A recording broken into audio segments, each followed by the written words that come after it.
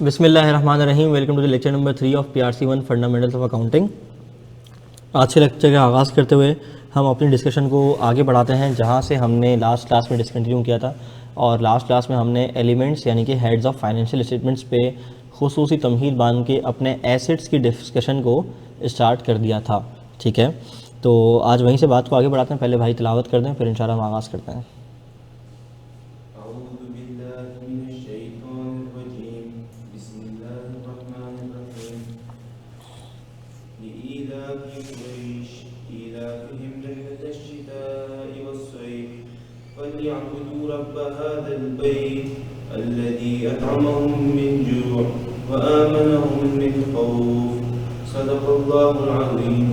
माशाअल्लाह। ओके, तो कल हमने बच्चों बात की थी कि देयर आर 5 एलिमेंट्स या heads of financial statements. Repeat after me, कौन कौन से? सबसे पहले बताओ, एसेट्स, लायबिलिटी, इनकम, एक्सपेंस और कैपिटल यानी कि इक्विटी। डन। वालेकुम अस्सलाम। अच्छा, एसेट्स के अंदर हमने क्या बात की थी? एसेट्स के अंदर हमने बात की थी 3 चीज़ों के ऊपर, अगर आपको याद हो। एसेट्स क्या होते हैं बच्चों? आप present economic resource controlled by the entity as a result of past event. ठीक है, प्रेजेंट इकोनॉमिक रिसोर्स का मतलब क्या है कि मेरे पास हाल ही में एक ऐसी रिसोर्स है जिससे मुझे इकोनॉमिक बेनिफिट मिलेगा या मिल रहा है। ठीक है, अच्छा, कंट्रोल बाय द एंटिटी, मैं इसको कंट्रोल करता हूँ, मैं इसको अल्टीमेटली यूज़ करता हूँ और मैं किसी दूसरे इंसान को इसको इस्तेमाल करने से रोकता भी हूँ। Done. As a result of past event, माजी में कुछ हुआ होगा जिसकी वजह से ये मेरा एसेट बना होगा, यानी माजी में जाके मैंने परचेज़ किया होगा। अगर एक कैलकुलेटर की बात करूँ तो कैलकुलेटर क्या मेरा एसेट है? हाँ, मेरा एसेट है। क्यों? प्रेजेंट इकोनॉमिक रिसोर्सेज को इस्तेमाल करके मैं टीचिंग कर रहा हूँ, टीचिंग से मैं रेवेन्यू इनकम अर्न कर रहा हूँ। कंट्रोल बाय द एंटिटी, क्या मैं इसको कंट्रोल करता हूँ? अच्छा, एंटिटी का मतलब बिजनेस होता है, मैं बिजनेस पर्सपेक्टिव से बात कर रहा हूँ या पर्सनल पर्सपेक्टिव से बात कर लूँ। Control by the person. ठीक है, as a result of past event, past में क्या हुआ होगा? मैं या मेरा कोई रिप्रेजेंटेटिव मार्केट में गया होगा, ये कैलकुलेटर खरीद के ले आया होगा। क्या मेरी बात समझ आती है? डन। अच्छा, फिर मज़ीद हमने एसेट की डिस्कशन को आगे बढ़ाते हुए हमने पढ़ा कि बच्चों एसेट होते हैं 2 तरह के। एसेट्स होते हैं 2 तरह के, एक को हम कहते हैं करंट एसेट्स, एक को हम कहते हैं non current assets. Current assets क्या होते हैं? करंट एसेट्स वो एसेट्स होते हैं जो मुझे 12 महीने या उसके अंदर अंदर फ़ायदा दें, यानी कि वो मैं विदिन 12 मंथ्स कंज्यूम कर लूँ, विदिन 12 मंथ्स क्या कर लूँ, खाऊँ पीऊँ और हजम कर लूँ। ऐसा ही है जैसे कि कैश हो गया, मेरे गोदाम में पड़ा हुआ मेरा माल हो गया, ये मेरा कैलकुलेटर हो गया, कुछ स्टेशनरी के आइटम हो गए। अगर मुझे इससे पैसे रिसीव करने हैं 6 महीने के अंदर अंदर तो ये मेरे करंट एसेट्स हैं, क्योंकि 6 महीने के अंदर मुझे रियलाइज़ हो जाने हैं। ऐसा ही है। अच्छा, इसी तरह से कुछ होते हैं नॉन करंट एसेट्स, यानी कि कुछ होते हैं छोटे मोटे एसेट्स, कुछ होते हैं बड़े बड़े एसेट्स। तो छोटे मोटे एसेट्स लेस देन 12 महीनों वाले करंट एसेट्स, और बड़े बड़े एसेट्स मतलब बच्चों जो मैं 12 महीने से ज़्यादा पे इस्तेमाल करूँगा, मुझे ग्रेटर देन 12 मंथ्स पे बेनिफिट देंगे, वो होते हैं बड़े बड़े एसेट्स। डन। जैसा कि ये TCL का टीवी मेरे सामने रखा हुआ है इतना बड़ा ना, तो ये TCL का टीवी करंट एसेट है नॉन करंट एसेट है? ये नॉन करंट एसेट है। ये पैनासोनिक का 4K कैमरा रखा हुआ है, करंट एसेट है नॉन करंट एसेट है? ये इतना छोटा सा माइक रखा हुआ है, तो ये करंट एसेट है नॉन करंट एसेट है? नॉन करंट है, करंट है? नॉन करंट है। कभी भी ना चीज़ों के साइज़ देख के डिफाइन नहीं करना कि वो करंट है नॉन करंट है। बज़ाहिर ही माइक तो छोटी सी चीज़ है तो लग रहा होगा शायद करंट है, ये टीवी बड़ा बड़ा आइटम है, नॉन करंट है। नहीं, साइज़ मैटर नहीं करता भाई, जान मैटर करती है। ठीक है, यानी कि अगर मैं इस माइक की बात करूं तो ये दिखने में तो छोटा पैकेट है लेकिन है बड़ा धमाका। हो सकता है 80-85 हज़ार रुपये के रेट हैं इन माइक्स के, क्योंकि रॉड के माइक हैं, बड़ी कंपनी है रॉड। ठीक है, आपने देखा होगा बड़े बड़े पॉडकास्ट हो रहे होते हैं या बड़े बड़े जो लोग लगाते हैं माइक्स, वो रॉड के इस्तेमाल कर होते हैं। रॉड हो गया, बोया हो गया, ये बड़े बड़े ब्रांड्स हैं। छोटे से पैकेट में बड़ा सा धमाका है लेकिन नॉन करंट एसेट्स हैं। ठीक है, मेरी बात समझ आ रही है? अच्छा, ओके, हम आगे बढ़ते हैं। अगर मैं बात करूं इस रूम में रखी कुर्सियों की, करंट एसेट्स है नॉन करंट एसेट्स हैं? नॉन करंट एसेट्स हैं। छत पे लगा हुआ पंखा करंट एसेट है नॉन करंट एसेट है? Non current. क्यों? बेसिक डेफिनेशन याद रखो कि मुझे 12 महीने से कम पे फ़ायदा दे रहा है या ज़्यादा पे? 12 महीने से ज़्यादा पे दे रहा है तो नॉन करंट, 12 महीने से कम पे दे रहा है तो करंट एसेट्स। डन। यहाँ तक हमने कल अपनी बात को मुकम्मल की थी। अच्छा, फर्दर अगर मैं एसेट्स को ना टाइप्स में बांटूँ तो 2 तरह के एसेट्स ना मेरे पास और आते हैं, 2 तरह के एसेट्स मेरे पास और आते हैं, उसकी डिस्कशन भी हम आज ही कर लेते हैं बच्चों। एक को मैं कहता हूँ टेंजिबल एसेट्स, ठीक है, और एक को मैं कहता हूँ इनटेंजिबल एसेट्स। ये टेंजिबल एसेट्स और इनटेंजिबल एसेट्स क्या होते हैं? एसेट छोड़ो, टेंजिबल इंटेंजिबल क्या होता है? टेंजिबल वो होता है जिसको मैं देख सकता हूँ, छू सकता हूँ, महसूस करता हूँ, टच कर सकता हूँ ना, टच कर सकता हूँ। फील कर सकता हूँ, ये टेंजिबल आइटम है ना। अच्छा, एक होता है इनटेंजिबल। इनटेंजिबल वो होता है जिसको मैं देख नहीं सकता, छू नहीं सकता, महसूस नहीं कर सकता, ये तो लेमैन लैंग्वेज है। लेकिन अगर पढ़े लिखों वाली लैंग्वेज की बात करूं, जिसकी कोई फिजिकल फॉर्म नहीं होती, जिसकी कोई फिजिकल सब्सटेंस नहीं होती, बात समझ आ रही है। अगर मैं बात करूं मेरा मोबाइल फ़ोन, तो मेरा मोबाइल फ़ोन टेंजिबल एसेट है या इनटेंजिबल एसेट है? इनटेंजिबल। अच्छा, आजकल ई सिम का दौर चल रहा है, ई सिम टेंजिबल एसेट है इनटेंजिबल एसेट है? इनटेंजिबल एसेट है। क्यों? क्योंकि ई है ना, इलेक्ट्रॉनिक है ना, देख सकता हूँ क्या, छू सकता हूँ, फील कर सकता हूँ, फिजिकल सब्सटेंसेस की कोई नहीं। चलो एक ट्रिकी सवाल करता हूँ। मेरे पास गन चलाने का, असला चलाने का लाइसेंस है। लाइसेंस टेंजिबल आइटम है या इनटेंजिबल आइटम है? कितने लोग बोलते हैं कि इनटेंजिबल है? एक। कितने लोग कहते हैं टेंजिबल है? बाकी सारों को टेंजिबल लग रहा है। लाइसेंस एक इनटेंजिबल है। क्यों? बताता हूँ क्यों।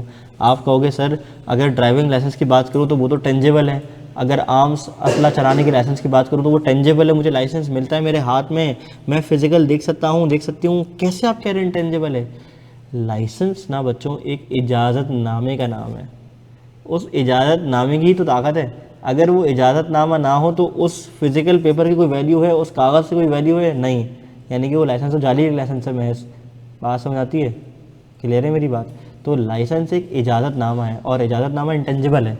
क्या इजाज़तनामे को देख सकता हूँ पढ़ के, हाँ भाई ये इजाज़तनामा है, क्या बात है, ऐसा नहीं कर सकता ना।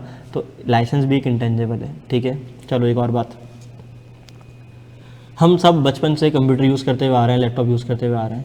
हमारे लैपटॉप में विंडोज़ चलाने का लाइसेंस है। वैसे तो अल्लाह माफ़ करे बिल गेट्स को पता चल गया ना कि वो 30 रुपये वाली सीडी से हम विंडोज़ इंस्टॉल करते हैं, तो वो समझेगा कि वो परेशान हो जाएगा कि इस मुल्क के ऊपर कर्जा कैसे चढ़ गया, ये तो 30 रुपये में विंडोज़ इंस्टॉल करते हैं। हम लाते थे ना बचपन में 15 रुपये की सीडी, तुम लोग तो खैर देखी नहीं होगी। Windows 97, Windows 98, Windows Vista, Windows 2000, फिर विंडोज़ 2007, और फिर हमने जो है ना वो एक्सपी पे आए थे कहीं जाके। एक्सपी थी, फिर एक्सपी के बाद फिर ये अब कौन सी आ रही है, विंडोज़ 7 आई थी, और विंडोज़ 7 आ गई, विंडोज़ 7 आ गई, फिर विंडोज़ 8 वो नोकिया का जो दौर था उसमें आई थी, विंडोज़ 9 नहीं आई, फिर विंडोज़ 10 आई है ना, 10 आई है, और फिर 11 आई है, अब 11 चल रही है विंडोज़ की, ठीक है। तो ये जो मैंने माइक्रोसॉफ्ट ऑफिस से जाके परचेजिंग कर ली, और मैंने जदीद दौर में अगर मैं बात करूँ माइक्रोसॉफ्ट ऑफिस 365 का लाइसेंस ले लिया। इसके अंदर पावर पॉइंट भी आ गया, वर्ड भी आ गया, एक्सेल भी आ गया, और जो माइक्रोसॉफ्ट की दीगर प्रोडक्ट्स हैं वो सब आ गई। तो ये जो मैंने लाइसेंस लिया है माइक्रोसॉफ्ट से, ये टेंजिबल एसेट है इनटेंजिबल एसेट है? ये इनटेंजिबल एसेट है। लाइसेंस कार्ड टेंजिबल एसेट है? लाइसेंस कार्ड इटसेल्फ कोई वैल्यू नहीं रखता। लाइसेंस कार्ड एक महज कागज़ का टुकड़ा है, पीस ऑफ पेपर है, यूजलेस पीस ऑफ पेपर है, अगर इजाज़तनामा नहीं है। वो इजाज़तनामा इसमें जान डालता है। बात समझ आ रही है? क्या मेरी बात क्लियर है? पक्की शक्की बात है? चलो आगे बढ़ते हैं। ओके, वैल्यू नहीं है तो पुलिस वाले क्यों मांगते हैं? वो पुलिस वाले तो कोई ख़रीदने बेचने के थोड़ी मांगते हैं। पुलिस वाले देखते हैं क्या आपके पास इजाज़तनामा है। तो मेरा बच्चा वैल्यू है, लेकिन वैल्यू इनटेंजिबल की है, टेंजिबल की वैल्यू नहीं है। वो सिर्फ प्रूफ है, वो लाइसेंस वो एक प्रूफ ऑफ इजाज़तनामा है। वैल्यू सारी, पैसे सारे इजाज़तनामे के हैं। बात समझ आ रही है मेरी? ठीक है। तो लाइसेंस क्या बोलो बच्चों? इंटेंजिबल एसेट है। मेरे लैपटॉप में, मेरे कंप्यूटर सिस्टम में जो ऑपरेटिंग सिस्टम इसको चला रहा है, इस पीसी को, विंडोज़, ये क्या है? इंटेंजिबल एसेट है, ठीक है। आजकल अकाउंटिंग ना जदीद सॉफ्टवेयर्स पे हो रही है। ये जो हम एसेट, लायबिलिटी, इक्विटी पढ़ रहे हैं, ये सारे काम सॉफ्टवेयर करके देते हैं। अकाउंटेंट सिर्फ एंट्री पास करता है, एंटर करता है, अमाउंट लिखता है, नरेशन लिखता है, सारे जर्नल, सारे लेजर, सारे ट्रायल बैलेंस सिस्टम ऑटोमेटिकली बना रहा होता है। तो ये जो सॉफ्टवेयर सारा काम कर रहा है, जैसे मैं ओरेकल हो गया, क्विक बुक्स हो गया, नाम सुने होंगे आप, सब नहीं सुने होंगे। तो ये जो सॉफ्टवेयर काम कर रहे हैं, ये टेंजिबल एसेट्स हैं, इनटेंजिबल एसेट्स हैं? इनटेंजिबल एसेट्स हैं। बात समझ आ गई? तो आज के बाद अगर कोई पूछे कि टेंजिबल एसेट और इनटेंजिबल में क्या फ़र्क है, तो जाहिलों की तरह ऐसे नहीं कहना मेरी तरह हो, ये चाहे छू दे सकते हैं, सूंघ सकते हैं, महसूस कर सकते हैं, नहीं। ये तो पढ़े लिखे वाला जवाब नहीं हुआ ना। पढ़े लिखे वाला जवाब क्या हुआ भाई? कि जिसकी कोई फिजिकल प्रेजेंस ना हो, फिजिकल एसेट्स, फिजिकल एग्जिस्टेंस ना हो, ऐसा एसेट को हम कहते हैं intangible asset. Then remaining all the other assets are tangible assets. Then बढ़ जाऊँ मैं आगे? शाबाश, ठीक है। शेयर्स मेरे इंटेंजिबल एसेट्स हैं, ठीक है, क्योंकि शेयर्स तो अब जो इशू होते हैं ना वो इलेक्ट्रॉनिक फॉर्म में होते हैं सीडीसी के अकाउंट में, तो वो मेरे इंटेंजिबल एसेट्स हैं। बिटकॉइन इंटेंजिबल है, हाँ जी, इंटेंजिबल एसेट है। तुम्हारा नाम, तुम्हारी शोहरत, शोहरत, हाँ भाई, अरे शोहरत उड़ के जा रही है, हाँ शोहरत जा रही है, देखो गेट से बाहर जा रही है शोहरत, ठीक है। तो ये शोहरत क्या है, टेंजिबल है, देख सकते हो शोहरत को, हाँ हम सब देख सकते हैं कितनी शोहरत है, नाम है भाई, लेकिन शोहरत नाम कोई चलती फिरती कोई आइटम नहीं है, तो ये बात समझ आ रही, तो वो क्या है भाई, इंटेंजिबल एसेट है। डन है। लाइसेंस भी इंटेंजिबल है। तलहा भाई मुझे लगता है आपकी नींद पूरी नहीं हुई रात को, ऐसा ही है? नहीं हुई जी। सवाल, हाँ तो मैंने टेंजिबल या इंटेंजिबल की बात की है, तो इनटेंजिबल के अंदर तो करंट भी होता है और नॉन करंट भी होता है ना, ठीक है, तो करंट एसेट्स है आपका, लेकिन इनटेंजिबल ना, ठीक है। आप उसको वैसे कह सकते हो कैश एंड कैश इक्विवेलेंट्स में, ठीक है, वो हम आगे जाके पढ़ेंगे बहरहाल, लेकिन चलो बढ़ते हैं आगे। ओके, अगली डिस्कशन आज के दिन की, लाइबिलिटी। ये लफ्ज़ आपने सुना है पहले कभी? लाइबिलिटी नहीं सुना कभी? बहुत सारे लोगों ने नहीं सुना, नहीं सुना, इतने मासूम, कोरे मासूम, माशाल्लाह, कोरे मासूम।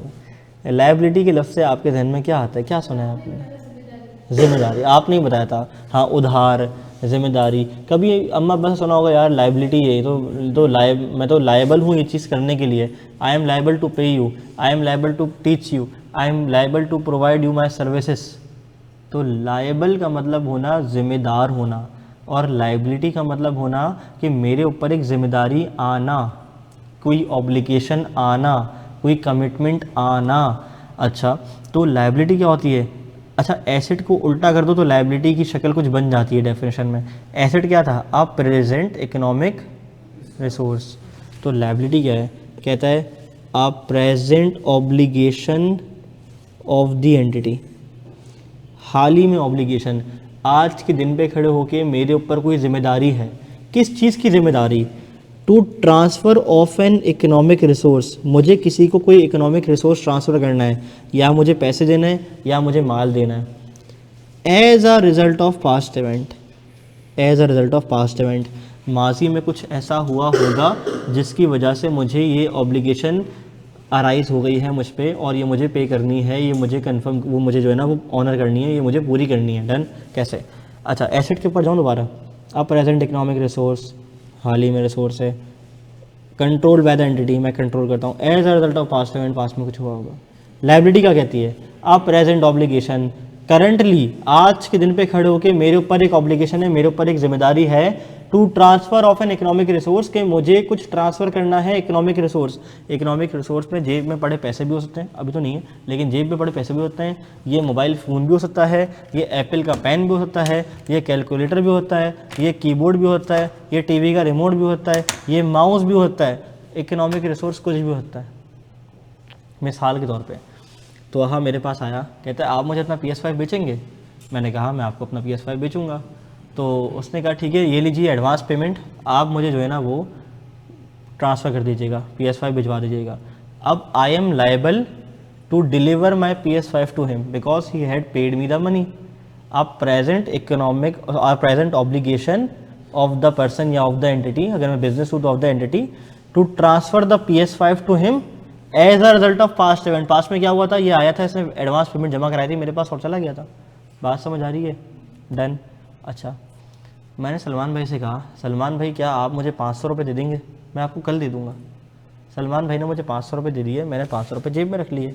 अब क्या मैं लायबल हूँ 500 रुपये वापस करने के लिए? हाँ हूँ। तो कहते हैं अब लाइबिलिटी की डेफिनेशन पर उसको उतारता हूँ। अब present obligation of the entity, मुझ पे ये प्रेजेंट ऑब्लिगेशन है या नहीं है to transfer of an economic resource, के मैं इनको 500 रुपये पे बैक करूँगा as a result of past event. Past में क्या हुआ होगा? 500 रुपये उधार लिए होंगे। डन। क्या मेरी बात समझ आती है?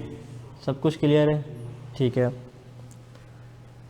अब्बा जी ने राशन लेने के लिए दुकान बांध दी कि हर महीने वहाँ से आप जाओ दुकान से राशन ले लो और मेरा नाम ले लेना, वो मेरे खाते में लिख देगा। खाता सिस्टम बड़ा कॉमन है कराची में, पाकिस्तान में और शहरों में भी होगा। ओके। महीने के एंड पे अब्बा हिसाब लगाते हैं कि इस महीने कितना राशन आया, दूध, पत्ती, चीनी, चाय का सामान, चावल, आटा, मसालों के डब्बे, गरम मसाले, सब कुछ जो राशन आता है घर के अंदर। महीने के आखिर में क्या अब्बा लायबल हैं दुकानदार को पैसे पे करने के लिए? तो ये क्या अब्बा नहीं है? और महीने के आखिर में क्या होगा? पैसे, ये जुगत मार रही है क्लास में बैठ के। चलो यार, सैलरी स्टार्ट में मिलती है, लेकिन महीने के आखिर में हिसाब तो लगाएंगे ना कि अगले महीने के दिन में मुझे पैसे देने तो है ना, माफ़ तो नहीं हुए ना। ऐसे ही उसने मामू को बेटा थोड़ी ना है, मामू को बेटा ही पैसे लेगा बल्कि, तो ठीक है, बात समझ आती है। चलो ओके, तो महीने के आखिर में अब्बा जी हिसाब लगा रहे हैं कि मुझे 40,000 रुपये पे करने हैं। तो क्या ये अब्बा जी की लाइबिलिटी है या नहीं है? तो प्रेजेंट ऑब्लिगेशन है या नहीं है? To transfer of an economic resource, to transfer the cash to the दुकानदार as a result of past event. तो वहाँ भाई गए थे पूरे महीने का राशन लेने के लिए, और राशन लेके तो वहाँ भाई क्या करने गए थे? अपने घर पर डिलीवर करने गए थे, ऐसा ही है। As a result of past event, past में क्या हुआ था? राशन वहाँ से दुकान से ख़रीदा गया था। बात समझ आ रही है? तो ये लाइबिलिटी है। डन। तो लाइबिलिटी को मैंने इस डेफिनेशन के ऊपर 3-4 एग्जांपल्स को आपको रख के बता दिया, ठीक है। आ जाओ, ऑब्लिगेशन क्या होती है? अच्छा, ये जो फर्दर डेफिनेशन की एनालिसिस है ना, ये किताब का पार्ट नहीं है, ये मैंने आपको समझाने के लिए नोट्स का पार्ट बना दिया है। और नोट्स आपसे शेयर नहीं हुए हुए, तो आज क्लास में इंशाअल्लाह ताला हम आपसे नोट्स शेयर कर लेंगे। और एक व्हाट्सएप ग्रुप भी बन गया ऑफिशियल, अपनी रजिस्ट्रेशन मुकम्मल करोगे तो रजिस्टर्ड ग्रुप में आपको ऐड कर दिया जाएगा। अदरवाइज़ मैं फ़िलहाल फॉर द टाइम बिंग आपसे अपने वो नोट्स की लिंक शेयर कर दूँगा, ठीक है। अच्छा, ऑब्लिगेशन कहते हैं, ऑब्लिगेशन का मतलब होता है जिम्मेदारी, to settle the liability. Economic resource का ट्रांसफ़र कहते हैं गुड्स, सर्विस, कुछ भी। एक और एग्जांपल ले लें इसकी, सर्विस की एग्जांपल ले लें। कुछ डॉक्टर ऐसे होते हैं जिनका आपको अपॉइंटमेंट लेना पड़ता है। एक हॉस्पिटल है बड़ा मशहूर, मुझे किसी ने रिकमेंड किया कि यार वहाँ जाके ना अपॉइंटमेंट ले लो इस चीज़ के लिए। मैंने कहा ठीक है, मैंने कॉल की, मैंने कहा जी फ़लाँ डॉक्टर जो है ना वो बैठते हैं या बैठती हैं, मुझे दिखाना है। अच्छा, तो अभी डॉक्टर अवेलेबल नहीं है, आपको 3 हफ्ते बाद का अपॉइंटमेंट मिलेगा। हैं? मरीज़ अभी मर रहा है, उसको मसला अभी है, वो बोलते हैं 3 हफ्ते बाद आना। 3 हफ्ते में तो बंदा ही मर जाए। तो अच्छा, अब चलो एक और एग्जांपल। कुछ हॉस्पिटल ऐसे होते हैं जहाँ चलता है टोकन सिस्टम। आप पहले टोकन लो, फिर आप मरीज़ को जो है ना वो दिखेगा डॉक्टर, ऐसा ही है। तो टोकन लगता है डॉक्टर का, और टोकन लेके आप बैठे रहते हो। अब 2 घंटा बैठे हो, 2.5 घंटा बैठे हो, 3 घंटा बैठे हो। अब मैं अज्यूम करता हूँ कि आज डॉक्टर ने सारे टोकन इशू कर दिए 1 दिन एडवांस में, मरीज़ों को वो दिखेगा कल। तो 1 दिन एडवांस में टोकन इशू करने के बाद डॉक्टर की जेब में क्या आ गए? पैसे। क्या डॉक्टर के ऊपर कोई लायबिलिटी है या नहीं है? क्या जिम्मेदारी है कि उसने कल मरीज़ को देखना है, मरीज़ को सर्विस प्रोवाइड करनी है। तो क्या डॉक्टर लायबल है? डॉक्टर लायबल है। कैसे? Present obligation on the doctor to transfer an economic resource, service देगा as a result of past event. Past में क्या हुआ था? टोकन नंबर लगे थे, मरीज़ आए थे और टोकन के एवज पैसे देके चले गए थे। बात समझ आ रही है? पास्ट में कोई इवेंट हुआ होगा। Am I clear on this? चलो, बिजनेस ने लोन लिया, पढ़ो एग्जाम्पल पढ़ लो। बिजनेस ने लोन ले लिया, लोन एक लायबिलिटी है क्योंकि बैंक को हमने वापस करने पैसे। ऑब्लिगेशन क्यों है भाई? क्योंकि मैंने कहा यार मैं अल्लाह का पक्का वादा आपको पैसे वापस करूँगा, एक बार मुझे दे दो सही। इकोनॉमिक रिसोर्स का ट्रांसफ़र, रीपेमेंट किस में होगी भाई? पैसों में होगी ना। पास्ट इवेंट क्या हुआ था? हम गए थे यार प्लीज़ यार लोन दे दो, यार लोन दे दो, मेरा भाई नहीं है प्लीज़ यार। अच्छा, मैंने सप्लायर से उधार पे माल ख़रीदा, क्या मैं लायबल हूँ पे करने के लिए? हाँ। तो लायबिलिटी कैसे आ गई? क्योंकि मैंने सप्लायर से माल ख़रीदा और मुझे पे करना है। अच्छा, इसका एक खूबसूरत नाम रखा हुआ है इसने, क्या? Account payable. ऊपर जब मुझे किसी से पैसे लेने थे तो उसका नाम क्या रखा था? Account receivable. अच्छा, obligation, the business is required to pay to the supplier for the goods purchase. Business को सप्लायर को पैसे वापस करने हैं। इकोनॉमिक रिसोर्स ट्रांसफ़र होगी कैसे? पैसे दूंगा और क्या दूंगा। पास्ट इवेंट, पास्ट में क्या हुआ होगा? हाँ जी, पास्ट में उधार पे सामान लिया होगा। बोलो ना मुंह से, पास्ट में क्या हुआ था? उधार पे सामान लिया था। डन। अच्छा, मेडिसिन वाले लोग थे ना यहाँ पे, शामिल थे ना माशाल्लाह से हमारे पास। कितने लोग थे मेडिकल वाले? 1 2 3 4। अच्छा, तो मेडिकल में क्यों नहीं गए वैसे? एमडी गेट के साथ आए हुए? अच्छा, और एमडी गेट के साथ आए हुए हो? एमडी के साथ आए हो, एमडी के साथ आए हो, 100% एमडी के साथ आए हुए हैं यार, ना छेड़ो हमें, हम एमडी के सताए हुए हैं। उफ, थोड़ी सी मेडिकल मुझे आती है। आपको पता है एक होता है किसी भी दवाई का जेनरिक नेम, ठीक है, और एक होता है उसका ब्रांड नेम। ब्रांड नेम कहते हैं, आपकी इस्तेलाह में क्या कहते हैं मुझे नहीं पता, लेकिन उस दवाई का असल नाम जो होता है ना, क्या कहते हैं उसे हम? हाँ जी, साइंटिफिक नेम। साइंटिफिक नेम तो वो होता है ना जो फॉर्मूले का होता है, वो जेनरिक नेम होता है फॉर्मूले का। और जो जिस नाम से वो बिक रहा होता है वो क्या होता है? वो ब्रांड नेम होता है। सही लिखा था ना मैंने यार? यार ऐਵੇਂ तुम लोग मुझे यार अंडरमाइन कर देते हो यार, मुझे लगता है मुझे कुछ आता जाता नहीं है। अच्छा मुझे बताओ, अगर मैं तुम्हारे सामने एक जेनरिक नेम लिखूं, ये क्या है? पैरासीटामोल। इसको देख के आपके ध्यान में क्या आएगा? क्या बात है, पैनाडोल। ऐसा ही है अकाउंटिंग में भी ना, मेन हेड का और सब हेड का हिसाब किताब कुछ ऐसा ही होता है। कैसे? अगर मैं आपसे बात करूं जेनरिक नेम की, तो आप कह सकते हो एसेट या लायबिलिटी। अगर मैं आपसे बोलूं ब्रांड नेम की, तो आप बोलोगे यार अकाउंट रिसीवेबल। किसी से पैसे लेने तो मैं उसको अकाउंट रिसीवेबल कहूँगा, किसी को पैसे देने हैं तो मैं उसको अकाउंट पेबल कहूँगा। मेरे पास कैश पड़ा हुआ है, ये भी मेरा एसेट है। मेरे पास लाइसेंस है, इजाज़तनामा है, ये भी मेरे पास क्या है? एसेट है, ठीक है। मेरे पास स्टॉक पड़ा हुआ है गोदाम में, ये भी क्या है? मेरा एसेट है। मैंने किसी से उधार लिया हुआ है, अकाउंट पेबल, मुझे उसको पे करना है। मैंने बैंक से लोन लिया हुआ है, लोन पेबल, ये भी क्या है? मेरी लायबिलिटी है, ठीक है। बात समझ आ रही है? अच्छा, और मुझे सर्विस किसी को देनी है, सर्विस पेबल नहीं होता, उसका एक अलग नाम होता है, मैं बता दूंगा आपको, ठीक है। चलो फिलहाल इसको नहीं कर सकते हैं। बात समझ आ रही है? तो एक मेरे पास ऊपर आगे कौन से नेम बोलो बच्चों? एक आगे मेरे पास जेनरिक नेम, और नीचे क्या आ गए? इसके ब्रांड नेम्स। बात समझ आ रही है? जैसे दवाइयों के अंदर ब्रांड नेम और जेनरिक नेम होते हैं ना, तो हम एसेट को भी उसके ब्रांड नेम से नहीं बल्कि जेनरिक नेम से पुकारते हैं, ठीक है। कैश, स्टॉक, रिसीवेबल, ज़रा बात सुनो, इनके नाम से पुकारते हैं। ऐसे थोड़ी बोलते हैं ए एसेट, ज़रा इधर ना। एसेट बोलेगा कौन सा एसेट? मैं भी एसेट हूँ, मैं भी एसेट हूँ, मैं भी एसेट हूँ, मैं भी एसेट हूँ। तो जो एसेट होगा ना उसको हम उसके नाम से पुकारेंगे आज के बाद से। बात समझ आती है? तो अगर मुझे किसी से पैसे लेने हैं तो उसका नाम रखा हुआ है अकाउंट रिसीवेबल, किसी को पैसे देने हैं तो अकाउंट पेबल रखा हुआ है, लोन पे करना है लोन पेबल नाम रखा हुआ है। तो हर एसेट का एक अलग नाम है, हर लायबिलिटी का एक अलग नाम है। बात समझ आ रही है? इस तरह जब हम इनकम, एक्सपेंस और इक्विटी पढ़ेंगे तो उसमें भी डिफरेंट उनके बच्चों के, उनकी शाखों के अलग अलग नाम होंगे, उनको हम उनके नाम से पुकारा करेंगे। बात समझ आ रही है? क्लियर है? तो मेडिकल वालों को थोड़ी सी मेडिकल की यादें ताज़ा हो गई। वो कहते हैं ना, याद माजी अजाब है अरब, छीन ले मुझसे हावजा मेरा। इंटर में याद किया था ना? हाँ जी, एक ही बात है। कहाँ? नहीं, वो लायबिलिटी की डेफिनेशन को तोड़ा हुआ है, ठीक है। वो कहता है लायबिलिटी क्या है? ओ टू द सप्लायर, जो मुझे अमाउंट सप्लायर को पे करना है, इसका मतलब अकाउंट्स पेबल। ये मेरी ऑब्लिगेशन है, हाँ ये मेरी ऑब्लिगेशन है। इस तरह से लिखा हुआ है, इसको तोड़ तोड़ के ना खोल खोल के समझाया हुआ है। हाँ डन। चलो, जैसे एसेट को दो तरह में मैंने बाइफरकेट कर दिया था कि एक होता है करंट एसेट, एक होता है non current asset. Current asset वो जो 12 महीने के अंदर अंदर खाऊंगा पीऊंगा खत्म कर दूंगा, कंज्यूम हो जाएगा, ऐसा ही है। और नॉन करंट एसेट वो जो मुझे 12 महीनों से ज़्यादा पे इकोनॉमिक बेनिफिट दे रहा है, जो मुझे 12 महीनों से ज़्यादा पे फ़ायदा दे रहा है, वो क्या है? Non current assets.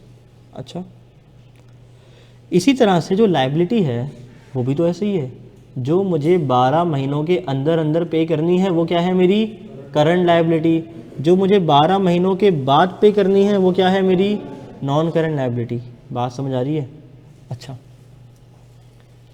अगर मैं बात करूं कुछ लायबिलिटीज़ की, तो क्या मुझे बताओगे कि करंट लायबिलिटी है या नॉन करंट लायबिलिटी? बता दोगे?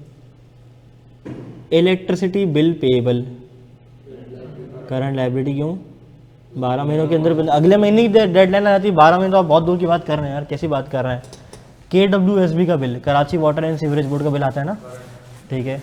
SSGC का bill, current non current? SSGC, इसके दिमाग के तारे यूँ घूम रहे हैं। SSGC क्या होता है? प्रोसेस कर रहे हैं। स्वीट सदर्न गैस कंपनी यार, ठीक है, करंट पेबल, ठीक है। अच्छा जी, घर का रेंट करंट है, ठीक है, गुड। एक मशीन किराए पे ली हुई है 5 सालों के लिए, नॉन करंट। एक मशीन किराए पे ली है 5 सालों के लिए, करंट या नॉन करंट? गुड, कैसे?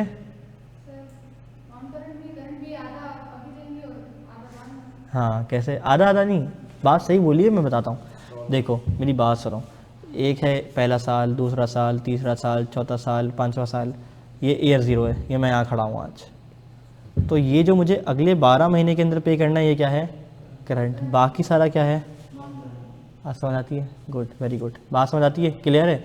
तो मैं क्या करता हूँ, मैं ना साल के आखिर में खड़े होकर देखता हूँ, जब मैं बिल्कुल बिजनेस वाइंड अप करता हूँ। वाइंड अप से मुराद ये है कि हिसाब किताब बंद, हिसाब किताब खोलता हूँ, शटर गिराता हूँ दुकान का और बेड के अंदर हिसाब किताब करता हूँ, मैंने पूरे साल क्या पाया क्या खोया, ठीक है। अच्छा, तो उस डेट पे मैं खड़े होकर देखता हूँ, अगले 12 महीने गिनता हूँ।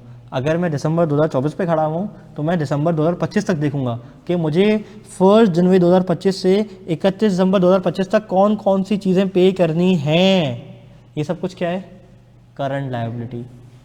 और 31 दिसंबर 2025 के बियॉन्ड जो कुछ पे करना है वो क्या है? Non current liability. शाबाश, बात समझ आती है? पक्की बात है। इसी तरह एसेट की जो मिसाल थी, वो एसेट जो 1 जनवरी 2025 से 31 दिसंबर 2025 में ख़त्म हो जाएंगे, आएंगे जाएंगे, आएंगे जाएंगे, आन दे जान दे, वो क्या है? करंट एसेट्स है। और वो एसेट जो मेरे पास अभी भी हैं, आगे 12 महीनों भी मेरे पास रहेंगे, मुझे बेनिफिट देते रहेंगे, वो क्या है? Non current. डन, चलो ओके। करंट लायबिलिटीज़ कहता है, करंट लायबिलिटीज़ वो लायबिलिटीज़ होती हैं that need to be repaid within 12 months. 12 महीनों के अंदर अंदर आपने रीपे कर देनी है। Examples, creditors. अच्छा, एक और लफ्ज़ सीख लेते हैं हम यहाँ पे।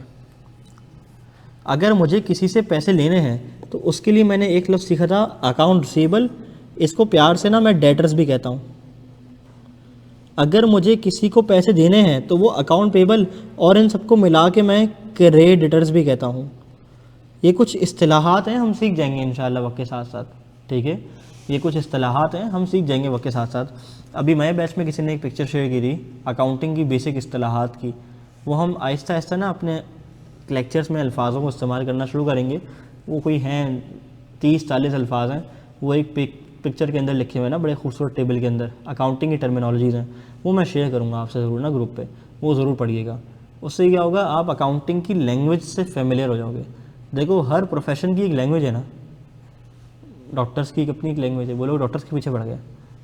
इंजीनियरिंग की अपनी एक लैंग्वेज है, बात समझ आती है, उनके अपने कोई टेक्निकल टर्म्स होंगे, जारगन्स होंगे। इसी तरह से अकाउंटेंट्स की भी अपनी एक लैंग्वेज होती है, वो अपनी लैंग्वेज में बात करते हुए अच्छे लगते हैं, वो अपने जारगन्स को इस्तेमाल करते हुए अच्छे लगते हैं। बात समझ आती है? ठीक है, तो हम अकाउंटिंग की ज़बान ही बोलेंगे इंशाल्लाह, अकाउंटिंग की ज़बान सीख जाएंगे अच्छे से। चलो मेरा भाई, चलो मेरा भाई, चलते रहो मेरा भाई। क्रेडिटर्स कहता है, क्या क्रेडिटर्स मेरी नॉन करंट करंट लायबिलिटीज़ हैं? हाँ, क्यों? The business owe money to suppliers for the goods purchase on credit. Business ने उधार पे माल ख़रीदा। डन, तो ये क्या है? Current liability. एग्जाम्पल पढ़ लो।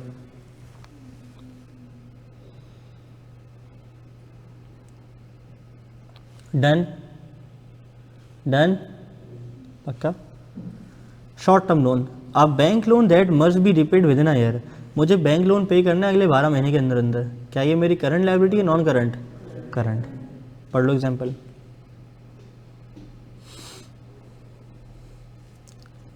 Accrued expense. अक्रूड एक्सपेंस, ये अक्रूड का मतलब क्या होता है? ये चलो एक लफ्ज़ मैं आपको सिखा देता हूँ आज। अक्रूड को आप आसान ज़बान में कह सकते हो बकिया, ठीक है। अच्छा, अक्रूड अक्रूड का जो लफ्ज़ है ना, अक्रूड का बकिया, ड्यू, जो होना है। अक्रूड का लफ्ज़ ना एक्सपेंस के साथ भी लग सकता है और इनकम के साथ भी लग सकता है, ठीक है। हो सकता है कोई ऐसा एक्सपेंस हो जो मुझे पे करना हो, तो जो एक्सपेंस मुझे पे करना है वो मेरी क्या बन जाएगी? लायबिलिटी बन जाएगी। अगर कोई खर्चा मेरे सर पे आया हुआ है, एक्सपेंस बकिया है, एक्सपेंस अक्रू हुआ है और मुझे पे करना है, वो मेरी क्या बनेगी? लायबिलिटी। अगर मैं कहूँ एक ऐसी इनकम है जो मुझे आनी है, जो मुझे रिसीव होनी है, जो मुझे आनी है, जो मुझे रिसीव होनी, वो क्या बन जाएगी? एसेट बनेगी, लायबिलिटी बनेगी? एसेट बन जाएगी। बात समझ आ रही है? तो एक रूल मैंने आपको सिखा दिया। वैसे ये रूल हम यहाँ डिस्कस नहीं करते, आगे जाके डिस्कस करते हैं, लेकिन चलो अच्छी बात है, बेसिक कॉन्सेप्ट में बन गया। अक्रूड का लफ्ज़ जहाँ भी देखो ना, इसका मतलब होगा बकिया, जो ड्यू है। देखो किसके साथ लगा हुआ है, वो लफ्ज़ इनकम के साथ लगा हुआ है या वो लफ्ज़ एक्सपेंस के साथ लगा हुआ है। एक्सपेंस मतलब खर्चा, इनकम मतलब आमदनी। इनकम मतलब आमदनी, आमदनी नहीं आमदनी है, और एक्सपेंस मतलब खर्चा। अगर इनकम का लफ्ज़ आमदनी, सॉरी अक्रूड का लफ्ज़ आमदनी के साथ लगा हुआ है, इनकम के साथ लगा हुआ है, अच्छी बात है, इसका मतलब ये तो मेरा एसेट है, और इस एसेट का क्या नाम होगा? रिसीवेबल। रिसीवेबल कौन सा होगा नाम? रिसीवेबल।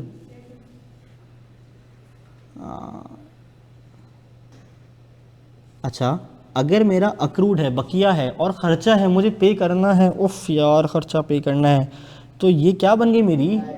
शक्ल की परेशानी क्या हुआ था? ये लायबिलिटी बन गई। उफ़ यार ये तो मेरी लायबिलिटी बन गई। और ऊपर अगर मैंने रिसीवेबल लिखा है तो नीचे वाला क्या होगा? पेबल। क्या बात है शहजादों, ज़बरदस्त, चस आ गई।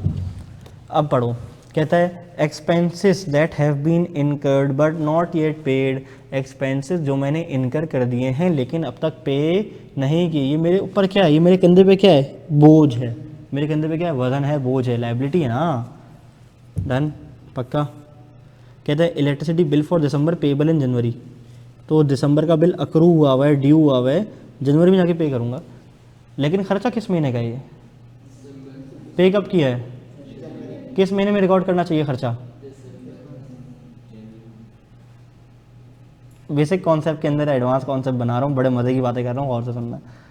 जल्दी बताओ किस महीने का खर्चा है, किस महीने में मैंने पे किया है, किस महीने में रिकॉर्ड होना चाहिए? पेमेंट किस महीने में रिकॉर्ड होना चाहिए, खर्चा किस महीने में रिकॉर्ड होना चाहिए? खर्चा दिसंबर में रिकॉर्ड होना चाहिए और पेमेंट है जनवरी में। दिसंबर में मैंने पता है क्या रिकॉर्ड किया होगा? खर्चा हो गया, खर्चा हो गया, नुकसान हो गया। दिसंबर के बिजली का बिल तो मैंने दिसंबर के नफ़ा नुकसान निकालने में लिखा होगा ना, ये दिसंबर का बिल है, भले पे जनवरी में किया है, पे जनवरी में होगा, खर्चा दिसंबर में रिकॉर्ड होगा। अकाउंटिंग पता है क्या कहती है मुझसे? अकाउंटिंग के बनाने वाले बुज़ुर्गों ने अकाउंटिंग के रूल्स में लिखा और लिखते लिखते मर गए। क्या? लिखते लिखते मर गए, लेकिन लिखते ही मतलब लिख के मर गए, ऐसा नहीं लिखते लिखते मर गए आधी बात छोड़ दी, ऐसा नहीं हुआ।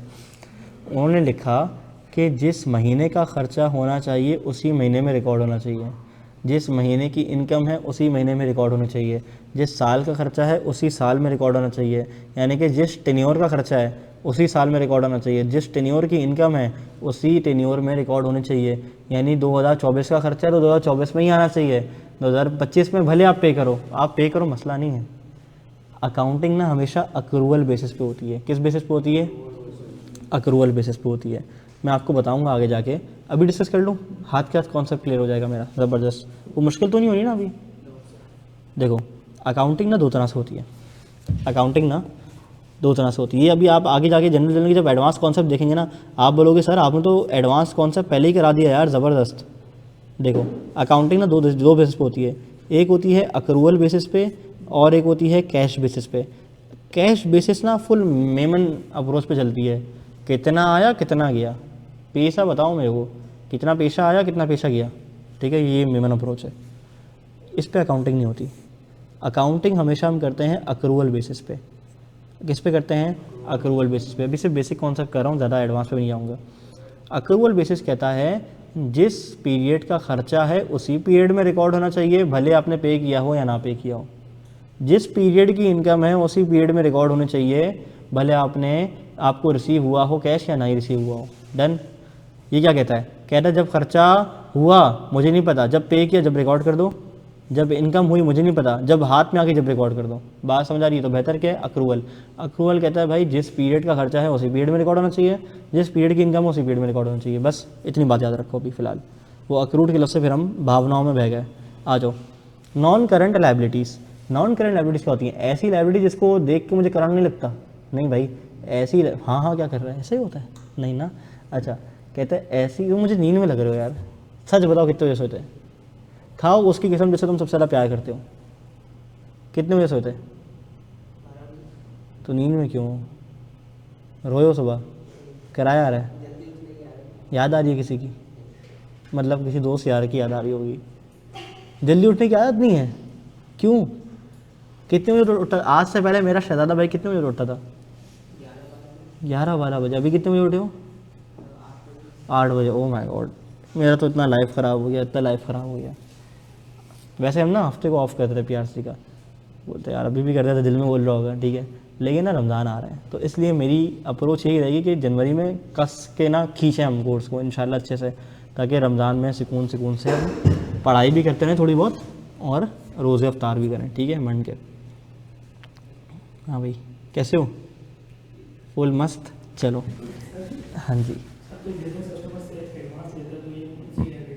बिल्कुल सही है, बहुत अच्छी बात की भाई ने।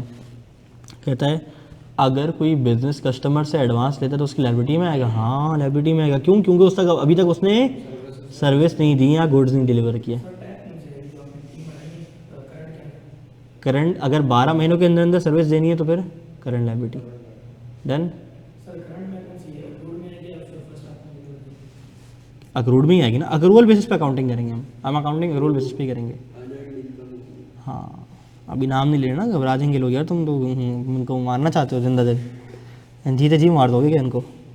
आराम से निवाले खाएंगे हम, वरना अभी गर्म खोलती हुई बिरयानी खिलाऊंगा ना, डर जाएंगे। चलो नॉन करंट लायबिलिटीज़।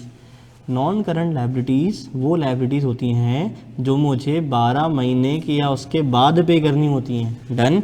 कहता है liabilities that are need to be repaid after 12 months of the reporting date of the reporting date of the what is reporting date? Reporting period होता है, कौन सा पीरियड? डिसाइडेड। अच्छा अकाउंटिंग ईयर, ज़बरदस्त ज़बरदस्त ज़बरदस्त, शाबाश। देखो एक साल का ना आखिरी दिन होता है जब मैं अपने बिज़नेस की रिपोर्ट बना रहा होता हूँ, उसे हम कहते हैं रिपोर्टिंग डेट। यानी कि रिपोर्टिंग डेट हमेशा आइडियली कितने महीने की होती है? 12 महीनों की। कितने महीनों की होती है? 12 महीने। ज़रूरी नहीं है रिपोर्टिंग डेट यकम दिसंबर से 31 दिसंबर हो, यकम जनवरी से 31 दिसंबर हो। जैसे अगर मैं बात करूँ ना पाकिस्तान में बैंक्स की, तो तमाम बैंक्स की रिपोर्टिंग डेट यही होती है, यकम जनवरी से स्टार्ट करते हैं रिपोर्ट बनाना, 31 दिसंबर को लाके ख़त्म करते हैं, जिसके अंदर वो एसेट लायबिलिटी भी दिखाएंगे, इनकम एक्सपेंसेस भी दिखाएंगे और बहुत कुछ दिखाएंगे। जो कल दिखाई थी ना एसएससी वाली, वो फाइनेंशियल स्टेटमेंट्स की बात कर रहा हूँ, लेकिन अभी नाम लूँगा गड्ढा घबरा देंगे बच्चे। हाँ लेकिन कल मैंने बताया था ना फाइनेंशियल स्टेटमेंट्स क्या होती हैं, तो हाँ हम फाइनेंशियल स्टेटमेंट्स की बात कर रहे हैं, ठीक है बिल्कुल सही, शाबाश। तो कुछ कंपनीज बनाती हैं यकम जनवरी से 31 दिसंबर तक की, जैसे बैंक्स पाकिस्तान में सारे, और बड़ी मशहूर कुछ कंपनीज हैं, पाक सुजुकी हो गई, यूनिलीवर हो गई। डालडा की बात करूँ तो डालडा का, इसको हम कहते हैं ईयर एंड भी कहते हैं। पता है क्या कहते हैं? Year and. अकाउंटिंग की ज़बान में क्या कहते हैं बच्चों? बोलो year end. Year end, reporting date, period end. तो ईयर एंड और रिपोर्टिंग डेट ये दो इसके बड़े कॉमन नाम है जो मार्केट में चलते हैं, ठीक है। अच्छा तो आप इस रिपोर्टिंग डेट को ईयर एंड भी कह सकते हो। अच्छा ये ईयर एंड कैलेंडर ईयर की बात नहीं कर रहा, कैलेंडर ईयर की बात नहीं कर रहा, अकाउंटिंग ईयर की बात कर रहा हूँ। कैलेंडर ईयर क्या होता है? जनवरी दिसंबर। अकाउंटिंग ईयर कंपनी का कैलेंडर ईयर से मैच कर सकता है, जैसे कि मैंने बताया ना यूनिलीवर का। अच्छा डालडा का क्या पता है? डालडा का है 1 जुलाई से 30 जून, तो उसका कैलेंडर ईयर क्या हुआ? जनवरी दिसंबर, लेकिन उसका ईयर एंड क्या है? 30 जून। 30 जून, बात समझ आ रही है? तो उसका ईयर स्टार्ट कब हुआ होगा? 1 जुलाई से। आपको कैसे पता भाई? आपको डालडा के एम्प्लॉई हो? नहीं मैंने डालडा का ऑडिट किया है ना इसलिए, ठीक है। एक स्कूल है जनरेशन स्कूल, ओरिएंटेशन में बताया था मैंने उसका ईयर एंड पता है क्या है? 30 सितंबर। तो वो 1 अक्टूबर को बनाना शुरू करता है अपने अकाउंट्स और 30 सितंबर को लाके ख़त्म करता है। बात समझ आ रही है? तो करंट नॉन करंट जो है ना, वो कभी भी हम कैलेंडर ईयर से नहीं देखेंगे कि दिसंबर में खड़े हो जाएंगे हर दफ़ा और देखेंगे भाई अगले साल दिसंबर तक क्या पे करना है, ऐसा कभी नहीं करेंगे। हर बिजनेस अपने ईयर एंड पे एनक लगा के देखेगा, हर बिजनेस अपने रिपोर्टिंग डेट पे एनक लगा के देखेगा कि इस डेट से अगले 12 महीने में कौन सी चीज़ें पे करनी है वो करंट है, और जो उसके बियॉन्ड पे करनी है वो नॉन करंट है। क्या मेरी बात समझ आ रही है? मैं इस पे एक एग्जांपल करके दिखा दूँ आपको, अगर नीचे मुझे जगह मिल जाए। क्या बात है, इतनी सारी जगह है यार, ये तो ज़बरदस्त। चलो मैं बात करता हूँ टोयोटा की। मुझे नहीं पता टोयोटा का एक्चुअल ईवेंट क्या है, लेकिन यही होगा 31 दिसंबर। टोयोटा ने 1 दिसंबर 2024 से 31 दिसंबर 2024 तक के फाइनेंशियल स्टेटमेंट्स बना लिए। अब टोयोटा का अकाउंटेंट यहाँ खड़ा हुआ है, यहाँ खड़ा हुआ है, और यहाँ पे इसके पास आ रहा है 31 दिसंबर 2025, ठीक है। ये 31 दिसंबर 2024 पे खड़े होके 31 दिसंबर 2025 तक नज़रें दौड़ाएगा और देखेगा ऐसी कौन कौन सी चीज़ें हैं जो मुझे इस टेन्योर में मेरी कंपनी को पे करनी है, और यहाँ शुक दीवार लगा देगा, दीवारें चीन बना देगा।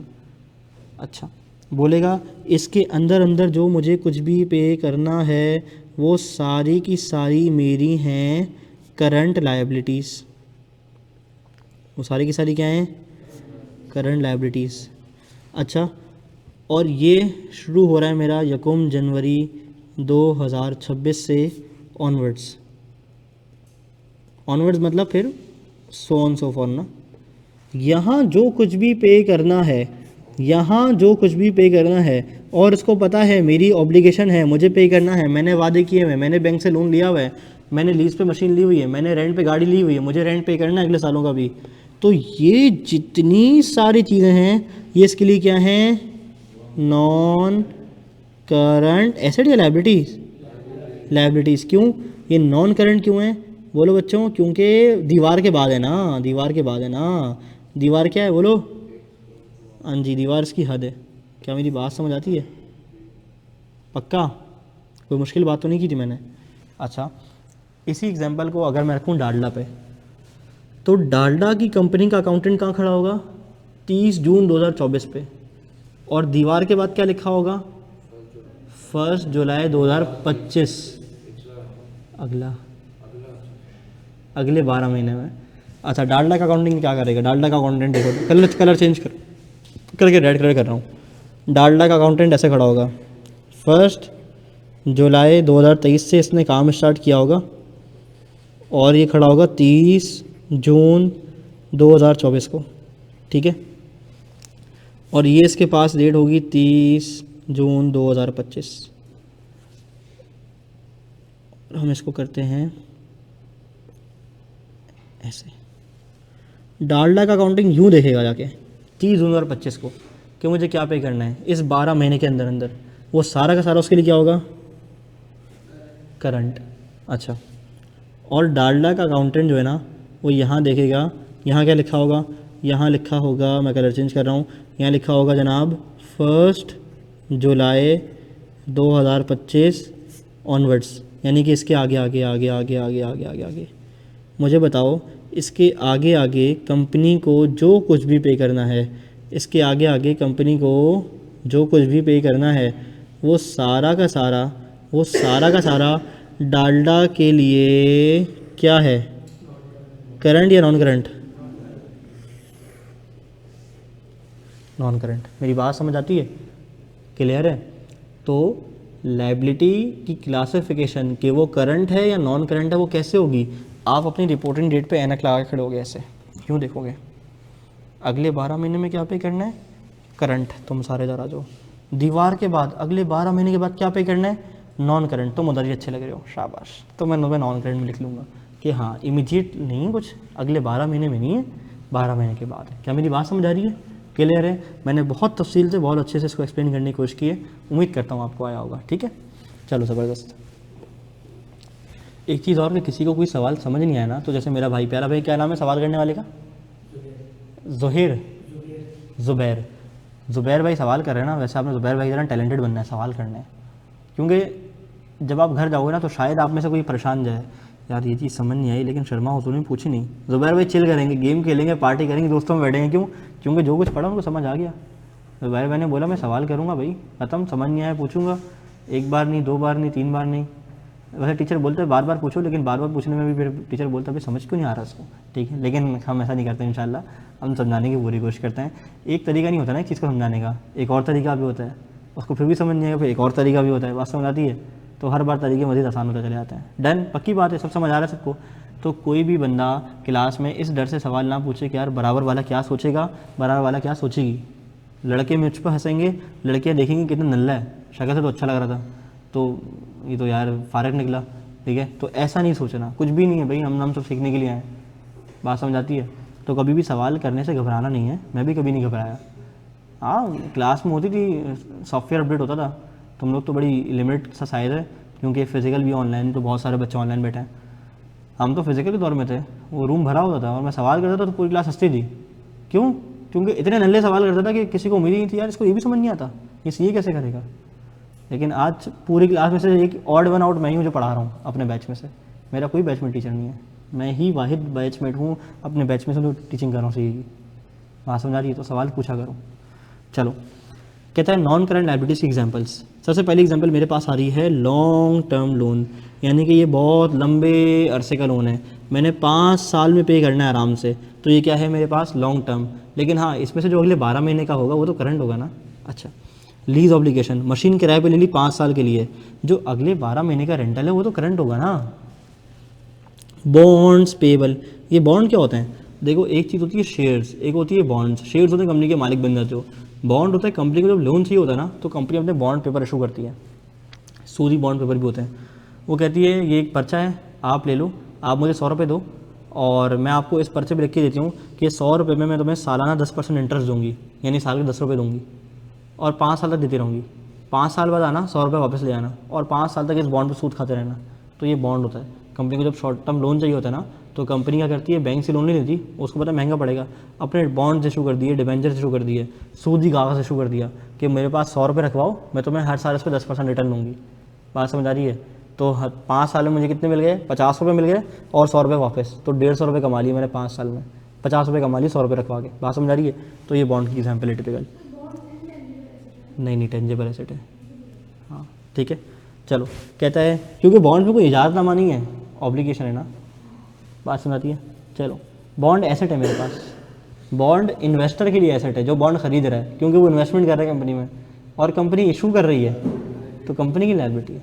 डन। चलो, ज़रूरी नहीं है कि एक चीज़ अगर एसेट है तो पूरी दुनिया के लिए एसेट है, किसी के लिए एसेट है, किसी के लिए लायबिलिटी है, ठीक है। चलो, ये पढ़ लो, एग्जाम्पल पढ़ लो। डन। हमने एसेट के बाद लायबिलिटी को बहुत तफसील से पढ़ा है और मैं आपको अगेन रिपीट कर दूं कि ये बेसिक कॉन्सेप्ट्स पे हमारा अच्छा खासा टाइम लगेगा। अगर मैं यूँ कहूँ ना कि बेसिक कॉन्सेप्ट पे जर्नल लेजर ट्रायल बैलेंस पे 25 से 30 घंटे लग सकते हैं, तो ये गलत नहीं होगा, ये गलत नहीं होगा, लगेंगे। उसके बाद क्या होगा, 6 घंटे में डेप्रिसिएशन फारिग हो गया, IAS 16, 6 घंटे में इन्वेंट्री का गेम ख़त्म, 4 घंटे में बैड डेट का गेम ख़त्म, ये 3 चैप्टर्स हो गए, 4 घंटे में BRS ख़त्म। तो बाकी यानी कि अगर मैं यूँ कहूँ कि 70 भी नहीं, 60% टाइम आपका या 50% टाइम आपका बेसिक में लग रहा है, बाकी 50% टाइम आपका बाकी चैप्टर्स में लग रहा है। यानी कि बाकी चैप्टर्स कुछ भी नहीं है, 4 घंटे का 6 घंटे का एक चैप्टर है। क्यों? वो जल्दी क्यों होगा? क्योंकि जड़ें मजबूत होंगी ना।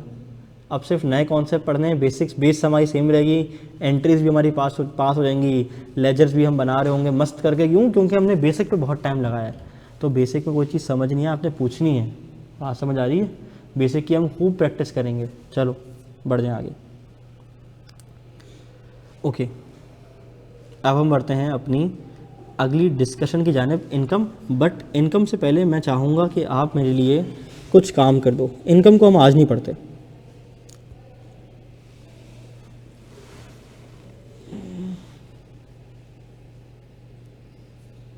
मैं चाहूँगा ज़रा ये टेबल आप मेरे लिए सॉल्व कर दो, ठीक है। सब बच्चे उठाओ, ज़रा पेन पेपर उठाओ, और आपके पास कितने देर में हो जाना चाहिए ये? सिर्फ क्या करना है मैं बताऊँ, मैं पढ़ता हूँ आपके लिए पहले सवाल। कहता है कि identify the following items as either an asset और लायबिलिटी। सबसे पहले बताना है क्या ये आइटम एसेट है या लायबिलिटी है, and classify them as either current और नॉन करंट एसेट। सबसे पहले तो आइडेंटिफाई कर लो कि एसेट है या लायबिलिटी है, फिर आइडेंटिफाई कर लो कि करंट है या नॉन करंट है, ठीक है। तो आपने एलिमेंट लिखना है, ये एसेट है या लायबिलिटी है। और क्लासिफिकेशन में लिखना है कि करंट है या नॉन करंट है। मैं पूछूंगा क्यों, ठीक है, आपस में मशवरे नहीं करने, अपना अपना करना है, ठीक है। कितनी देर में हो जाना चाहिए? 10 मिनट बहुत है इसके लिए? बहुत है, 10 मिनट बहुत है। 2 मिनट, ये शहजादा देखो होशियार, ठीक है। तो आपके पास है 5 से 7 मिनट का टाइम, आपने इसको अटेम्प्ट करना है, शाबाश। गोली की तो दोस्तियाँ बन जाती हैं, फिर ना तू ना करता मैं भी नहीं करती, टेंशन नहीं है, दोनों साथ जलील होते हैं। हाँ जी, अभी अभी हम सब पढ़ते हैं ना, सवाल दिए इसलिए था कि जो मसला हम पढ़ें। अच्छा, हम बिज़नेस की अकाउंटिंग करते हैं ना, तो बिज़नेस के पर्सपेक्टिव से हर चीज़ देखते हैं। सबसे पहले आसान आसान बातें करते हैं, फिर डिस्कस कर लेंगे जो बच जाएगा। Loan to an employee, business ने एम्प्लॉय को लोन दिया है, कौन सी वाली लाइबिलिटी है ये? करंट लाइबिलिटी है। अच्छा, तो इसका जवाब क्या होगा? कौन क्या होगी नॉन करंट? क्या? अच्छा ठीक है, तो लाइबिलिटी वाले कितने नजर आते हैं, ज़रा हाथ उठाएंगे? हाँ उठाओ ना, ऐसे ही यूँ यूँ फ़खर करके, ऐसे फ़खर होना चाहिए हमें। 1 2 3, एक मैं आपको देता हूँ, ये इसे कहते हैं चुल्लू। इसमें लेना है चुल्लू में पानी और डुबकी लगा लेनी है। Loan to an employee, business ने एम्प्लॉय को लोन दिया, बिजनेस के लिए ये क्या है? एसेट है। शहजादे, बिजनेस के लिए ये एसेट है, एम्प्लॉय के लिए ऑब्लिगेशन है क्या? अच्छा, ये तो तुम कह रहे हो कि बिजनेस ने एम्प्लॉय को लोन दिया और वो बोझ फील कर रहा है, अबे यार एम्प्लॉय को थोड़े कम पैसे दे दिए और देने थे यार। बिजनेस के लिए क्या है मेरे चांद? एसेट है। डन। अच्छा अब बताओ कि करंट एसेट होगा नॉन करंट एसेट होगा? हम एज्यूम कर लेते हैं कि 12 महीने के लिए शॉर्ट टर्म लोन दिया है, तो करंट एसेट्स। डन। अच्छा, बैंक ओवरड्राफ्ट को मैं स्किप कर रहा हूँ अभी, ऑफिस फर्नीचर पे आ जाओ। फर्नीचर रखा हुआ है ऑफिस में, ये भी लाइबिलिटी बोल देते हैं तो कर ही दिया है, तो क्या एसेट है? करंट है नॉन करंट है? ठीक है। Unpaid utility bills, liability, current non current? Inventory यानी कि माल पड़ा हुआ है, क्या है? Asset, liability? एसेट। करंट कि नॉन करंट? याद रखो, इन्वेंट्री या स्टॉक ना हमेशा करंट एसेट होता है। वजह बताऊं क्यों? क्योंकि मेरे गोदाम में जो माल पड़ा हुआ है ना, क्या 12 महीने के बाद जाके बिकेगा? इतना मैं जो है ना वो फारिग आदमी हूँ, इतनी मेरी फारिग टीम है कि माल 12 महीने के अंदर बेच नहीं सकेंगे, 12 महीने के अंदर तो एक्सपायर हो जाएगा।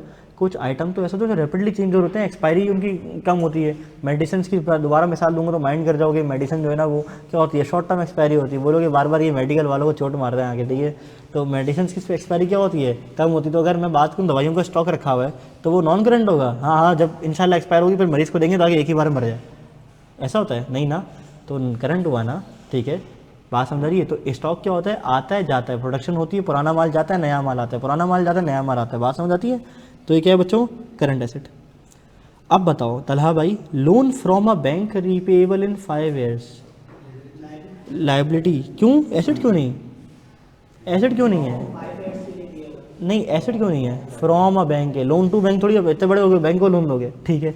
तो ये क्या है? लाइबिलिटी है, नॉन करंट लाइबिलिटी है ना, 5 साल में पे करना है। चलो, कैश इन हैंड, हाथ में कैश, ठीक है, एसेट है। Current non current?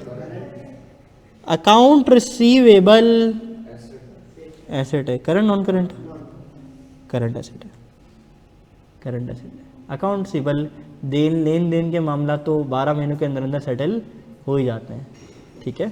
चलो, मुझे पता चल गया क्लास में एक बच्चे के पास आईफोन है। चलो आ जाओ, मशीनरी, मशीनरी एसेट है, नॉन करंट एसेट है। चलो अच्छा, इस आईफोन का फ़ायदा भी है, पता है? मैं अभी आगे जाके याद दिलाऊंगा कुछ फ़ायदे। कभी कभार ऐसा तो मुझे फ़ाइल अपलोड करनी होती है, भेजनी होती है, मैं बोलता हूँ मैं किसी बच्चे को एयर ड्रॉप कर रहा हूँ ना, व्हाट्सएप ग्रुप पे भेज दे, तो ये आईफोन वाले एयर ड्रॉप के लिए काम आते हैं। और है आईफोन वाले हटाते हैं यहाँ पे, कोई नहीं है, मुझ जैसे गरीब है सारे। सही है यार, अस मोमेंट। चलो, motor vehicle, asset, current non current? Creditors, liability, current non current? Loan from a friend to be repaid in 6 months, asset नहीं है, कैश आया होगा ना, कैश तो एसेट है, लेकिन लोन लिया है, लोन की बात कर रहे हैं, लायबिलिटी है और करंट लायबिलिटी है। अच्छा, प्रीपेड इंश्योरेंस वगैरह रोको, नीचे आ जाओ। Building owned by the business, asset non current, current, salary payable, current के नॉन करंट, डन। अच्छा, अब दो चीज़ों पे बात और करनी है। एक लफ्ज़ मेरे पास आ रहा है बैंक ओवरड्राफ्ट। ये क्या होता है? कुछ हजरात को, कुछ बिजनेस को बैंक ओवरड्राफ्ट की फैसिलिटी प्रोवाइड करता है। ये फैसिलिटी क्या होती है? देखो, हम जैसे गरीब तो है ना, हम जो मुझे और आप जैसे गरीब हैं, वो क्या होता है, उनके अकाउंट में पड़े हुए 10,000 रुपये, ठीक है। अगर उन्होंने ट्रांजैक्शन करनी है 12,000 रुपये की, तो बैंक आपको एक लानत भेजेगा, बोलेगा पैसे हैं नहीं बड़ा यार ट्रांजैक्शन करने के लिए, देयर इज़ इनसफिशिएंट बैलेंस। ऐसे ही है ना, ऐसे ही बोलेगा। क्या बोलेगा? बैलेंस नहीं है भाई, भागो यहाँ से, पहले बैलेंस डालो फिर आप ट्रांजैक्शन करना, ठीक है, जितनी ज़्यादा रहो उतने पाँव फैलाइए। बेइज्जती कर देता है भाई बैंक हम जैसे गरीबों की। अमीर लोग होते हैं ना, अच्छे वाले कस्टमर, जिनका बैंक को पता होता है मालदार पार्टी है, पैसा तो आता जाता रहता है, चलो हम इसको एक फैसिलिटी प्रोवाइड करते हैं which is called overdraft facility. Overdraft facility, overdraft facility में बैंक एक अकाउंट होल्डर को एक फेवर देता है, एक एहसान करता है। लेकिन क्या बैंक ऐसे किसी पे एहसान करेगा? मामू का बेटा थोड़ी है, कस्टमर है, पैसे कमाएगा कैसे? वो कहता है लेट्स से मैं आपको ओवरड्राफ्ट फैसिलिटी दे रहा हूँ 50,000 रुपये की, यानी कि अगर आपके अकाउंट का बैलेंस शून्य भी हो जाए ना, ज़ीरो हो जाए, तो फिर भी आप 50,000 रुपये तक के और इसमें से खर्चे कर सकते हो। पैसे तो हैं नहीं। वो कह रहे कोई मसला नहीं, आपका अकाउंट बैलेंस नेगेटिव में चला जाएगा। मुझे बताओ, अगर इस कस्टमर को ओवरड्राफ्ट की फैसिलिटी मिल गई तो 10,000 पड़े हुए थे, 12 की ट्रांजैक्शन कर ली, बैंक का बैलेंस कितना चला गया? नेगेटिव 2,000 में, नेगेटिव 2,000 में। तो अब बैंक में रिश्तेदार तो रखता नहीं कि छोड़ देगा, तो उस पर सूद चार्ज करेगा। क्या चार्ज करेगा? इंटरेस्ट चार्ज करेगा और सूद समेत मुझसे पैसे लेगा। लेट से बैंक ने इस पर इंटरेस्ट लगा दिया 10% का, ठीक है, 10%, मिसाल तौर पर मंथ या पर ट्रांजैक्शन 2,000 रुपये की ट्रांजैक्शन पे कितना 10% सूद लगा दिया, तो कितना हो गया? 200 रुपये। तो मेरा तो होना चाहिए था 2,000 रुपये, लेकिन बैंक के पास लेट से शो हो रहा होगा 2,200 रुपये। बैंक ने सूद लगा दिया, ट्रांजैक्शन फ़ीस काट ली। बात समझ आ रही है? अब जब अगली बार पैसे डलवाऊंगा तो 2,000 माइनस नहीं होंगे, बल्कि 2,200 से स्टार्ट करेगा। बैंक ने चार्जेस लगाए ना ओवरड्राफ्ट के। बात समझ आ रही है? तो ओवरड्राफ्ट अगर मैंने बैंक से ले लिया है, तो ये मैंने बैंक से क्या लिया है? लोन लिया है ना, लोन लिया है ना, तो लोन क्या है? लायबिलिटी। ये करंट लायबिलिटी है या नॉन करंट लायबिलिटी है? करंट लायबिलिटी है, शाबाश। ओके, एक लफ्ज़ आ रहा है आपके पास, प्रीपेड। क्या आ रहा है बच्चों? प्रीपेड। मैं आज की बात प्रीपेड पे करके ख़त्म कर रहा हूँ।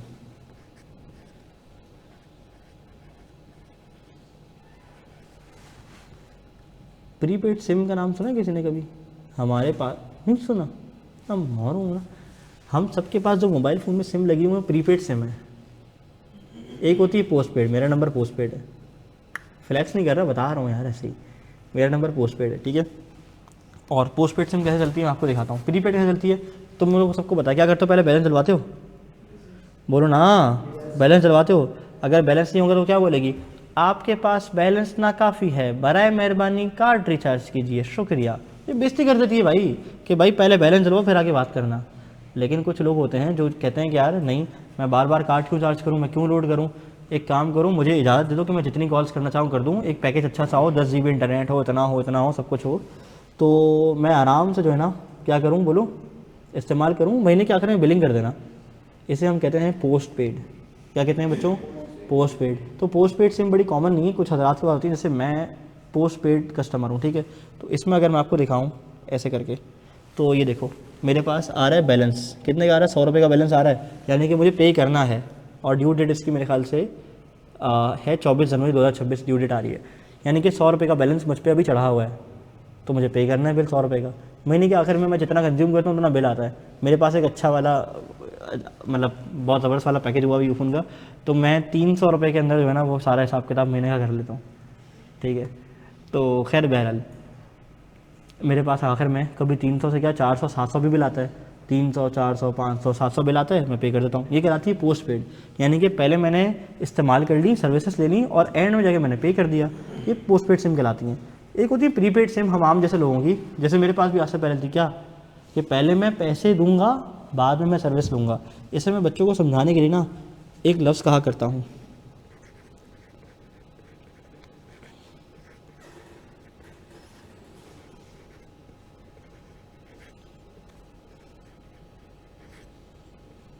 पहले कैश बाद में ऐश। ऐश ऐन से आता है, लेफ्ट से आता है, मुझे नहीं पता, मेरी उर्दू इंतहाई ख़राब है, तो टॉलरेट कर लेना। कहीं किसी के अम्मा अब्बा देख रहे हो बोलेंगे क्या जाहिल टीचर है, उर्दू इसकी ख़राब है, ठीक है। तो उर्दू के लिए डिस्क्लेमर दे दूँ, उर्दू इतनी अच्छी नहीं है, ठीक है। बस अल्लाह अल्लाह करके पास कही है। वो तौसीफ़ का ख्वाब और पता नहीं सर सैयद अहमद ख़ान और मीर तकी मीर दर्द ऐसे ऐसे पास किए हैं। बस मैं आपको अभी तो आजकल लेक्चर यूट्यूब पे जा रहे हैं वाले, तो इसलिए बता नहीं सकता मैंने एग्ज़ाम में क्या क्या लिखा है, वरना मैं आपको कभी आगे जाएंगे कि क्लास में तो मैं आपको बताऊंगा कि मैंने उर्दू के पेपर में आतिफ असलम के गानों के अशार मीर तकी मीर के नाम से लिखे थे, और एग्जामिनर को भी लग रहा शुरू हुआ होगा कि यार ये मीर तकी मीर ने क्या बात दर्द भरी कह दी है, ठीक है। उसे क्या पता अरिजीत सिंह के गाने थे।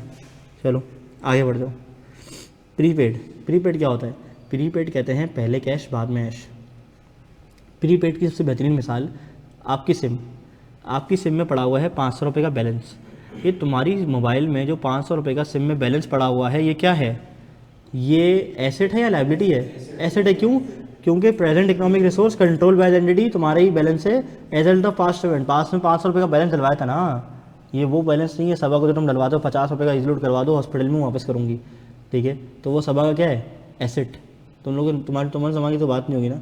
हम जब बच्चे थे ना छोटे से, नोकिया का फ़ोन चलाते थे, तो मैं कहता था मैं सबा हूँ, हॉस्पिटल में हूँ, 50 के लोड की बहुत ज़रूरत है, प्लीज़ लोड करा दें, ठीक है। तो जो इजी लोड वाली बाजी का ना एक बड़ी फिर मीम्स भी चलनी, बड़ा मशहूर था, 10-12 साल पुरानी बात है। अब तो खैर ऐसे स्कैम नहीं होता, तो डायरेक्ट पूछते हैं कि हम बैंक से बात कर रहे हैं, आपके एटीएम के पीछे 3 डिजिट का ज़रा जो कोड है वो तो बताएं। तो अब स्कैम करने का लेवल थोड़ा सा चेंज हो गया, बात समझ आ रही है? अच्छा, प्रीपेड से ना हम यूँ चले जाते हैं कहीं, वापसी आ रहा प्रीपेड पे। प्रीपेड तो जब तुम्हारे मोबाइल में 500 रुपये का बैलेंस डला हुआ है, तुमने पहले कैश डलवाया, बाद में तुमने पैकेज सब्सक्राइब कर लिया, बाद में तुमने ऐश किया, क्या है बच्चों? प्रीपेड। प्रीपेड की सबसे अच्छी जो मिसाल चलती है हमारे माशरे में, वो इंश्योरेंस की चलती है, तकाफुल की चलती है। तो वो क्या करते हैं, आपसे पूरे साल की तकाफुल का प्रीमियम ले लेते हैं, पूरे साल का इंश्योरेंस प्रीमियम ले लेते हैं, और कहते हैं कि आपकी गाड़ी को, आपके माल को, आपकी जान को कोई नुकसान हुआ तो हम कंपनसेट करेंगे, to make the loss good. बात समझ आ रही है? तो ये जो मैंने एडवांस में रकम दे के रखी है, ये क्या है? Prepaid insurance. Prepaid insurance. तो प्रीपेड का लफ्ज़ जहाँ भी आएगा ये क्या है बच्चों? एसेट है। तो मेरी लिस्ट में एक और लफ्ज़ ऐड कर दूँ मैं जाके ऊपर, ऐसे ही लिस्ट बन रही थी तो मैं सोचा ऐड ही कर दूँ। ये लिस्ट ना अपने पास कोई बना ले रजिस्टर के पीछे, और मुझे बताना कि सर मैंने ये वाला लफ्ज़ भी ऐड कर दिया है, प्रीपेड।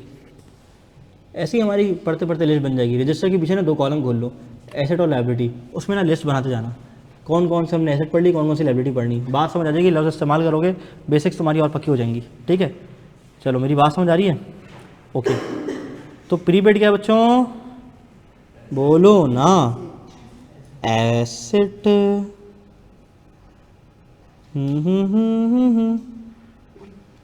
डन। तो प्रीपेड क्या है? एसेट। करंट के non current? Current asset. Done है, पक्की शक्की बात हो गई है। आज की क्लास भी अलहमदुलिल्लाह हमारी तकरीबन कोई घंटे भर की रही है, बहुत मज़ा आया। हमने लायबिलिटी के ऊपर डिस्कशन करी तवील, और आज की क्लास में बस एसेट को रिवाइज करके कुछ एसेट पे बातें करी, लायबिलिटी पे बात की, और उनके सवालात किए बेसिक। कल के लेक्चर में, कल तो खैर संडे है, ये तो स्कूल वाला जो हो जाता है, कल आएगा क्या? झाड़ू पोछा करने आएगा? हैं कल तो हफ्ता इतवार है, ठीक है। तो कल तो इतवार है, ठीक है, तो हम तो खैर आते हैं, इतवार को भी काम कर लेते हैं, आके मसला नहीं है, ठीक है। अब वो इतवार कहाँ, जब इतवार हुआ करता था। Sundays are not Sundaying any more. चलो अपना बहुत सारा ख्याल रखिएगा, इसी अपने पन के साथ, इसी जज्बे के साथ इंशाल्लाह पीर वाले दिन मुलाकात होगी। बहुत सारा ख्याल रखिएगा, दवाइयाँ हिला के वापस रहेगा, इंशाल्लाह ताला पीर वाले दिन मुलाकात होती है। अस्सलाम वालेकुम।